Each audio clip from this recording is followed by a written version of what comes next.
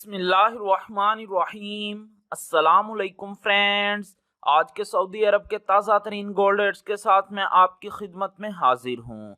दोस्तों, अगर आप सऊदी अरब में गोल्ड परचेज करते हैं तो आपको 15% वैट टैक्स पे करना पड़ेगा। और जो ये मैं रेट आपको बता रहा हूँ इसमें वैट टैक्स इंक्लूड है, मतलब शामिल है। आलमी मार्केट में गोल्ड की कीमत है $1855 फी औंस। सऊदी अरब में फी औंस सोने की कीमत है 7,999 रियाल और 68 हलाला।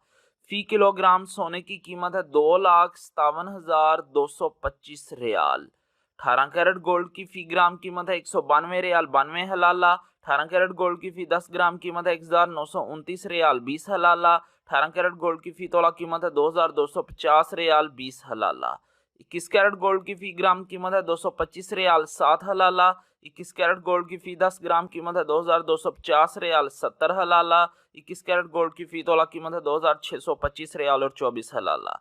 22 कैरेट गोल्ड की फी ग्राम कीमत है 235 रियाल 77 हलाला। 22 कैरेट गोल्ड की फी 10 ग्राम कीमत है 2,357 रियाल 70 हलाला। 22 कैरेट गोल्ड की फी तोला कीमत है 2,750 रियाल और 4 हलाला।